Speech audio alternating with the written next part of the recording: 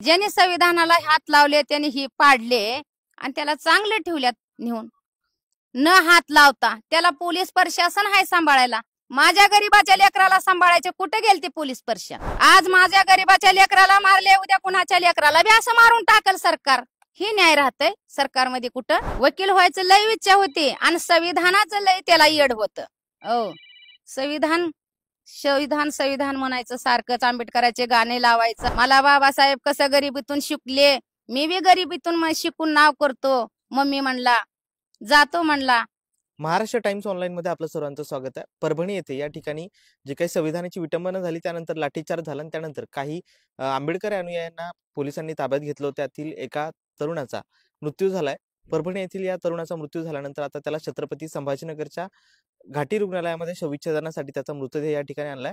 त्याची आई आणि त्याचा भाऊ आपल्या सोबत आहे. ही परिस्थिती बोलण्यासारखी नसली तरी त्यांच्या भावना समजून घेणं हे आपलं गरजेचं आहे. त्यामुळे आपण त्यांच्याशी बातचीत करणार आहे. मावशी, मला एक सांगा, तुमची बोलायची मानसिकता नाही हे मला माहिती आहे, मात्र काय घटना घडली होती, काय सांगाल? माझं हे ह्याचे दंगल किती दिवस, 10 तारखेला दंगल झाले ना, 10 11 12ला झालं दंगल. मग दंगल झाल्यानंतर माझ्या मुलाला उचलून आणले पोलीस स्टेशन मध्ये. उचलून आणल्यावर माझ्या मुलाला मला बोलायला द्यायची कर्तव्य पोलीस प्रशासनाचं होतं. त्याची आई होते, त्याचे भाऊ होते. तुम्ही बोला तुझ्या आईला, तुझ्या भावाला म्हणून त्यांची कर्तव्य होती. माझ्या पोराला 5 दिवस झालं मोबाईल हिसकावून घेतले पोलीस प्रशासनानं. आईला बोलू दिले नाहीत, भावाला बोलू दिले नाहीत. आणि ज्या रोजी माझ्या बाळाला निदान झालं, माझ्या लेकराला मारून टाकले, तेव्हा मला कॉल केले. जिवंत असताना मला कॉल कुणी केले नाहीत. कुठल्या पोलीसने केलं नाही, कुठल्या फौजदारने केलं नाही. मला शेवटला माझ्या पोराचं निदान झाल्यावर मला फोनवर कळविले. मला कोण आहे? मी आई आहे. त्यांना माझा मुलगा मेल्यावरच त्यांना माझा नंबर भेटला. पोलीस स्टेशन मध्ये फोन आला काल सकाळी 9 वाजता. कोण बोलतय? विजयाबाई व्यंकट सूर्यवंशी बोलते. तुमचे मुलं कुठं आहेत? माझे मुलं 3 आहेत म्हणले. कुठं कुठं आहेत? परभणीमध्ये आहे म्हणले मोठा मुलगा. त्याचं नाव का आहे? सोमनाथ व्यंकट सूर्यवंशी आहे. का करते परभणीमध्ये? माझा मुलगा LLB करते साहेब. किती वर्ष झालं? 3रं वर्ष आहे साहेब म्हणले. आता 3रं वर्ष झालं. माझ्या पोराला अजूनपर्यंत पायाला काटा मोडला नाही. आणि हे पोलीस प्रशासन लोकांचं संरक्षण करण्यासाठी राहतंय. माझ्या मुलाचा आज मृत्यू झाला, घडला. ह्यांच्या पायानं माझ्या मुलाला ह्याने हाताने माझ्या लेकराचं घात केले. ह्याच्याबद्दल माझ्या लेकराचं मला न्याय पाहिजे. माझ्या लेकराबद्दल न्याय पाहिजे. माझं गरीबाचं लेकरू होतं. माझ्या गरीबाच्या लेकराला पोलीस प्रशासनानं सांभाळायचं राहतंय का त्याचा जीव काढायचं राहतंय? ह्याच्याबद्दल माझं एक मागणी आहे सरकारला. मला न्याय पाहिजे. माझ्या लेकराबद्दल न्याय करावा सरकारनं, माझी विनंती आहे.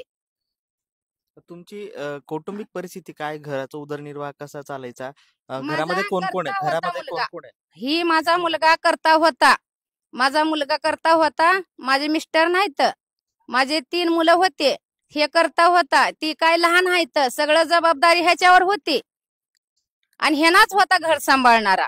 कष्ट करीत होता, घर सांभाळत होता, मला सांभाळत होता, शिक्षण सहित शिकत होता माझा मुलगा. सगळ्या घरचा आधार त्याच्यावर होता. पर ज्या दिवशी घटना घडली त्या दिवशी काय बोलणं झालं? त्याच्या अगोदर काही बोलणं झालं होतं का? तो काय म्हणून घरातून गेला होता, काय माहिती का? काही नाही म्हणला. मी जातो मम्मी, पेपर जवळ आल्यात म्हणला.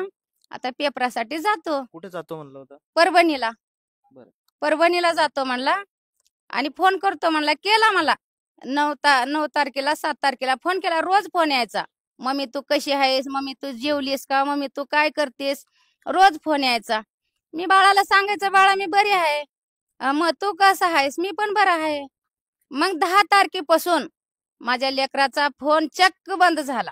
मग चक्क बंद झाल्यावर माझं लेकरू जिवंत असल्यावर मला कॉल का बरं केलं नाहीत ह्याने? आईला विचारायचं होतं त्यांचं कर्तव्य.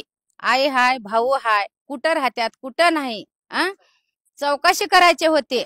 हे होता लातूरचा. लातूर परभणी काय लांब नाही का, बाहेरचा देश नाही, जवळच आहे. मग ह्याची न्याय मला पाहिजे. आज माझ्या गरीबाच्या लेकराला मारले, उद्या कुणाच्या लेकराला बी असं मारून टाकल सरकार. ही न्याय राहतंय सरकारमध्ये कुठं? संरक्षण राहतंय पोलीस प्रशासनचं. हा ज्या दिवशी त्याला अटक झाली त्या दिवशी तुम्हाला काही कळालं होतं का? आणि त्याला अटक झाली त्याला त्याचं असं झालंय हे तुम्हाला कधी कळालं? कधी कळालं नाही सर. काल सकाळी 9 वाजता फोन आला मला पोलीस स्टेशन वरून. मला विचारले तुम्ही कोण आहेत? मी असं असं आहे, माझं नाव विचारलं, इजाबाई आहे म्हणलं. सोमनाथची आई का? हो. आणि कुठं आहेत? मी पुण्यामध्ये आहे. तिथं काय करताय? आम्ही करून खायला आलो सर म्हणलं. गाव कुठं आहे? रामलिंग मुदगड आहे, निलंगा तालुका जिल्हा लातूर. आता कुठं आहे? इथं आहे. तुम्हाला स्वतःचं घर आहे? नाही सर, भाड्याचं घर आहे. भाड्याच्या घरात राहतो आम्ही. गावाकडे जातो येतो महिन्याला चक्कर असते गावाकडं मुदगडला. त्याच्याशी जे काय बोलणं व्हायचं त्याला काय व्हायचं होतं? पुढे काय करणार होता? वकील काय व्हायचं होतं सर. वकील व्हायची इच्छा होती त्याची. वकील व्हायचं लय इच्छा होती आणि संविधानाचं लय त्याला येड होतं. हो, संविधान संविधान संविधान म्हणायचं सारखंच. आंबेडकराचे गाणे लावायचं. इटकर साहेबाचे, बाबासाहेबाचे गाणे लावायचं, ऐकायचं. मला बाबासाहेब कसं गरिबीतून शिकले, मी बी गरिबीतून शिकून नाव करतो. मम्मी म्हणला, जातो म्हणला, बोलून करून आला त्यो. जेव्हा ही घटना घडली, आता त्याचा मृत्यू झालाय, तर काय मागणी आहे तुमची सरकारकडे? काय न्याय अपेक्षित आहे तुम्हाला? न्याय. माझ्या मुलाला ह्याने कधी उचलले, कुठून उचलले, ज्याने उचलले, कोण उचलले, त्याला शिक्षा द्यावं. त्याला शिक्षा द्यावं आणि न्याय मिळवावं. बरं, ते परभणीला ज्यावेळेस ती दंगल झाली, तोडफोड झाली, तर त्या ठिकाणी याचा काही सहभाग होता असं काय माहिती आहे? काही नव्हतं सर. माझं लेकरू अभ्यास करीत घरात बसलं होतं. घरातून उचलून आणून ह्याने अटक केले जेलमध्ये. 6 दिवस माझ्या लेकरापासून मोबाईल हिसकावून घेतले आणि आणून इथे पोलीस स्टेशन मध्ये माझ्या लेकराला मारहाण करून माझ्या लेकराचं प्राण घेतले. आणि मग माझा फोन केले काल सकाळी 9 वाजता. तर या त्याच्या आईच्या भावना होत्या. आपल्यासोबत त्याचा भाऊ पण आहे. दादा, काय बोलणं झालं होतं? काय बोलणं झालं होतं शेवटी? माझा भाऊ, माझा विचार होता. माझ्या भावाचं माझ्यासोबत बोलणं झालं नाही 5 दिवस. काय बोलणं झालं होतं शेवटी? भाऊ कधी बोलला होता तुला आणि काय म्हणलं होतं भाऊ? भाऊ म्हणला मी लायसन काढायला येतो थोड्या दिवसामध्ये, पण तिकिटाच्या पैशाची अडचण होती. त्याच्यामुळे म्हणला की 2 नंबरच्या भावाला घेऊन जा, शक्यतो माझ्याकडे तिकिटाला पैसे नाहीत म्हणून असं माझ्या भावाने सांगितलं. त्याच्यामुळे तो राहिला. तर अचानक दंगल झालं, मग सगळं असं काही सगळं घडलं. बरं, जी दंगल झाली त्याच्यामध्ये तुझा भाऊ जो होता त्याचा काही सहभाग होता त्याच्यात, अशी काही माहिती आहे का? सहभाग काहीच नाही. माझा भाऊ पहिल्यापासून हुशार आहे. 12-12, 1-1 वाजेपर्यंत माझा भाऊ अभ्यास करायचा. दिवसभर काम करायचा, रातभर अभ्यास करायचा माझा भाऊ. जेव्हा ही घटना घडली तर तुम्हाला अटक झाली तुमच्या भावाला हे कधी कळालं? आणि मृत्यू झाल्यानंतर माझ्या काल सकाळी कळालं आम्हाला. 5 दिवस आम्ही फोन करून हैराण. कुठंच मन लागायचं नाही, काय नाही. सारखं फोन. कमीत कमी त्या पोलिसांनी तर कॉल करायची होते की तुमचा भाऊ असे, तुमचा मुलगा असे. काहीच नाही. सगळं लक्ष भाऊकड. भाऊ काय स्वप्न होते, काय करायचं होतं, काही बोलणं झालं होतं त्याच्यासोबत कधीतरी? भाऊ म्हणत होता मी गरिबीतून पुढं डॉक्टर बाबासाहेब आंबेडकर जसं निर्माण झाले, मी पण तसं थोडी का होणं काहीतरी करीन आणि गरिबांसाठी काहीतरी झगडेन, गरिबांना न्याय मिळवून देण्याचा मी पण प्रयत्न करेन. म्हणून गरिबासाठीच माझा भाऊ घरातून बाहेर पडला शिकण्यासाठी. कारण आम्ही पण गरिबीतूनच आलो. वडिलांनी दगड फोडलेत. आई वडील रक्ताचं पाणी करून आमच्या 3 भावाला शिकवले. मोठ्या भावाचं MA BEd LLB झालं. मधव्या भावाचं BSc झालं. मग दोन्ही भावांनी मिळून, सोमनाथनी मिळून मला शिकवलं. माझं शिक्षण झालं MSc BEd. मी MSc फिजिक्स मध्ये माझं शिक्षण झालं. नंतर 2 वर्ष BEd करायला लावलं आणि सर्व पैसे माझे भाऊ काम करून मला गरिबीतून माझ्या भावाने मला शिकवले.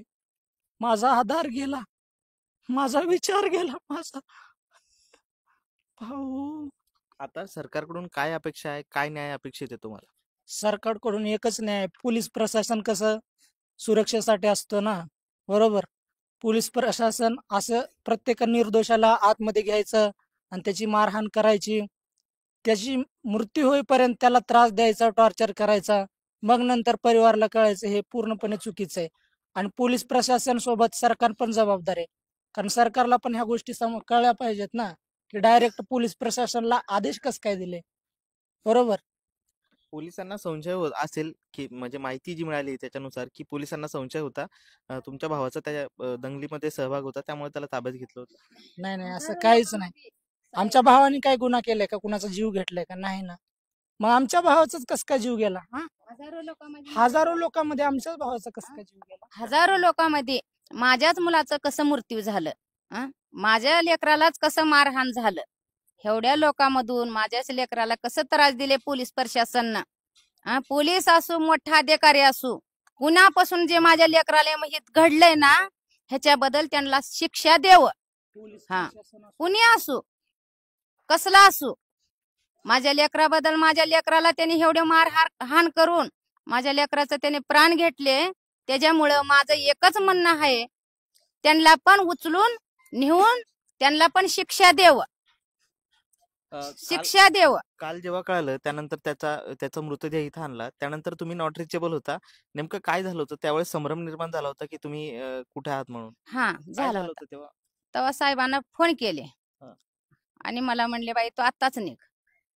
कोण आहे म्हणल्यावर मी आई आहे म्हणले.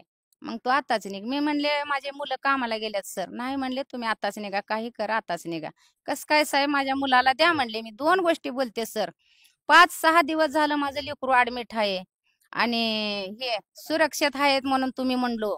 माझ्या लेकराला असं कसं झालं अचानक सर? माझ्या लेकराला 2 गोष्टी बोलू द्या मला आणि द्या सर म्हणले. तुमच्या पाया पडते सर म्हणले. नाही म्हणले, तुमच्या लेकराला असं झालंय आणि तुम्ही ताबडतोब या म्हणले मला. आताच्या आता निघा, आताच्या आता निघून आताच्या आता या म्हणले. ह्याच्याबद्दल माझ्या लेकराला ते न्याय पाहिजे. माझं लेकरू पाहिजे, मला न्याय पाहिजे. न्याय पाहिजे असं म्हणताय. काय म्हणायचं तुम्हाला शेवटी? याच्यानंतर गरीबाचा मुलगा दुसऱ्या जिल्ह्यात शिकायला जावं का नाही हेच आम्हाला सरकारला विचारायचं आहे आणि पोलीस प्रशासनाला विचारायचं आहे की गरीब मुलगा एखादा कुठं घराच्या बाहेर शिकायला जावं की आपल्या आपल्या गावातच शिकावं. हेच भीती निर्माण झाली आमच्यामध्ये. आणि ही भीती कायमस्वरूपी गरिबांच्या मनामध्ये असंच भीती निर्माण राहणार आहे. आणि याच्यानंतर कित्येक निर्दोषांचे जीव जातील काय सांगता येत नाही. कारण पोलीस प्रशासनावरचा विश्वास आता उडून गेलाय. कारण पोलीस म्हणजे सुरक्षा असतो, पण पोलीस सुरक्षा असं करतात का, हेच आम्हाला सांगायचंय. नक्कीच. तर हे होते ज्या माणसानं संविधान काय केले ते पाडलं. ज्या माणसानं संविधान पाडलं त्या माणसाला नेऊन सुरक्षित ठेवले. आणि माझं लेकरू चांगला असून गरीब लेकराला ह्याने असं काय केले, कशासाठी केले? आणि ज्याने संविधानाला हात लावले त्याने ही पाडले आणि त्याला चांगले ठेवल्यात नेऊन. न हात लावता त्याला पोलीस प्रशासन आहे सांभाळायला. माझ्या गरीबाच्या लेकराला सांभाळायचे कुठे गेलते पोलीस प्रशासन? जीव घ्यायसाठी होते का? मग ह्याची न्याय मला पाहिजे.